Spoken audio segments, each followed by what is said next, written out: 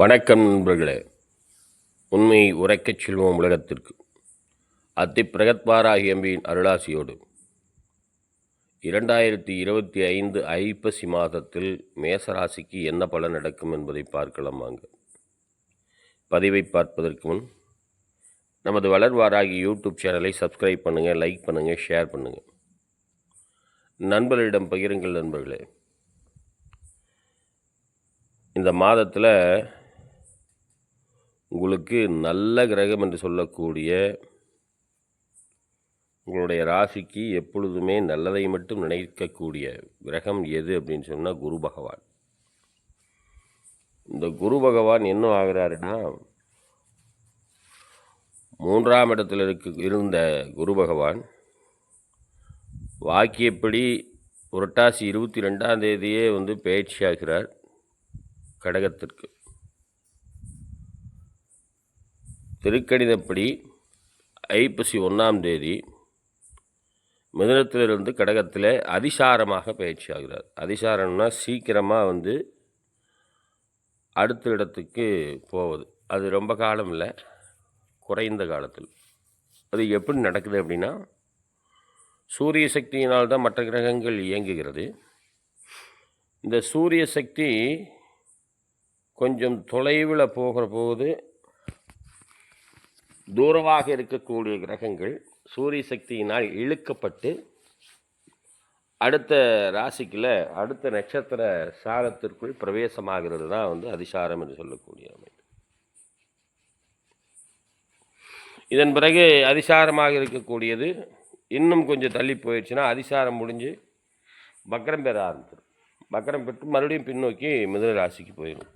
அது இந்த மாதத்தில், அதாவது கடைசி 25ஆம் தேதிக்கு மேலேயே வக்ரம் பெற்று ரிவர்ஸ் போகுது.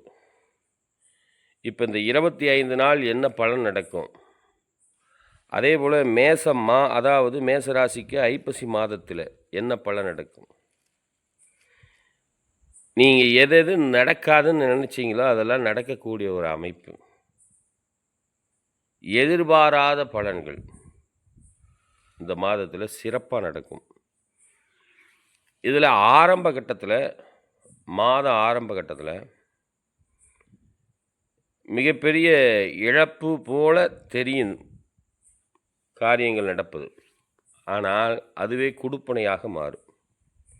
அது கொடுப்பனையாக மாறி ஒரு நல்ல அதாவது ஒரு இலக்கை அடைய முடியுமா என்று நினைத்தவர்கள் கூட அந்த இலக்கை அடைவதற்குண்டான அற்புதமான வழி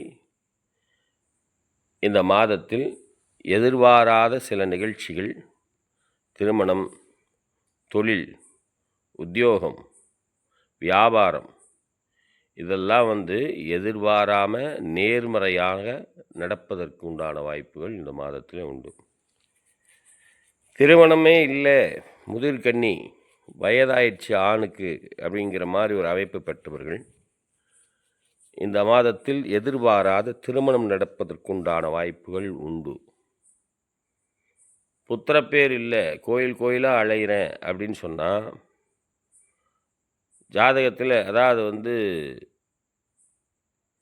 இது நடக்குமா அப்படிங்கிற ஒரு கேள்வி இருக்கக்கூடிய ஒரு அமைப்பு.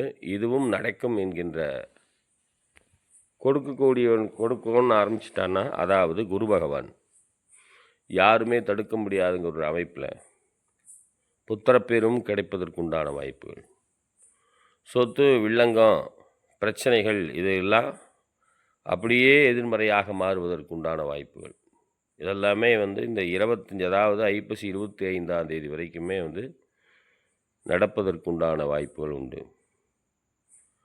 தாய் தகப்பன் அல்லது அவர்களுடைய தாயாதிபதிகள் பிரச்சனைகள் உண்டு. தாயாதிபதிகளுக்கு பிரச்சனைகள் இந்த மாதத்தில். அம்மா என்று சொல்லக்கூடிய அம்மா உறவு, இவங்கெல்லாம் கொஞ்சம் பிரச்சனைகளை சந்திக்க வேண்டிய ஒரு நிர்பந்தம். அதே போல் தகப்பனார் வகையிலையும்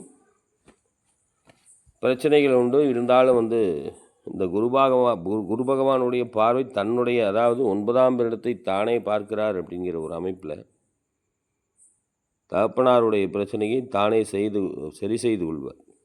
அற்புதமான நிலைக்கு போயிடுவார். இதில் வக்கரம் பெற்ற சனியை அதிசாரம் பெற்ற குரு பார்க்கிறது. ரொம்ப விசேஷங்க. வக்கரம் பெற்ற சனி அதிசாரம் பெற்ற குரு பார்ப்பது.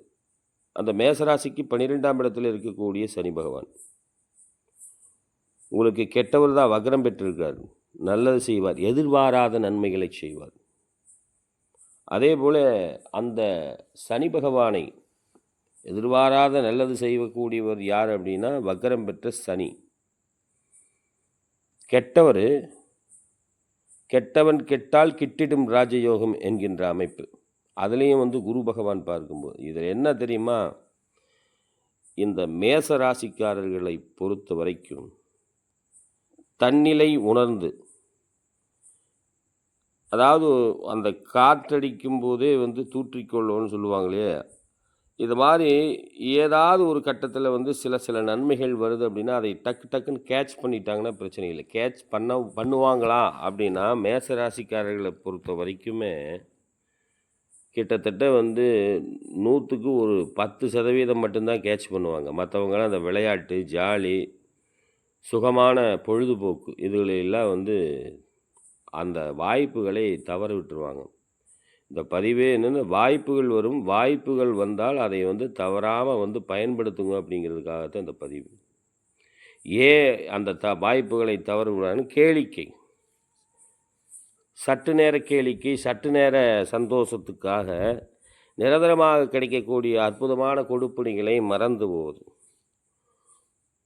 அதே போல் இந்த உங்களுக்கு 2-7 அதிபதினு சொல்லக்கூடிய சுக்கிர பகவான் நீச்சமடைகிறார். இப்போ நீச்சமடைகிற போதே ஒரு சுக்கிரன் நீச்சமடைகிறார் அப்படின்னா இவங்களுடைய வாழ்க்கை தடம் புரண்டு போகும். அதுக்கு தன்னைத்தானே சரி செய்து கொண்டு உங்களை நீங்களே கரெக்ட் பண்ணிட்டீங்கன்னா இந்த கொடுப்பனையான மாதம் வாழ்நாள் முழுவதும் இந்த கொடுப்பனை உங்களுக்கு தொடரும். கிடைக்கிறத டக்குன்னு பிடிச்சிக்கிட்டான், இல்லைன்னா சிரமந்தான். எச்சரிக்கையுடன் வாழ வேண்டியது ரொம்ப அவசியம். நீங்கள் வழிபட வேண்டிய தெய்வமே மகாலட்சுமி தான். மகாலட்சுமி வழிபாடு செய்தீங்கன்னா, வெள்ளிக்கிழமை மகாலட்சுமி வழிபாடு செய்யுங்க, சிறப்பான பலன்கள் வந்தடையும். நன்றி, வணக்கம்.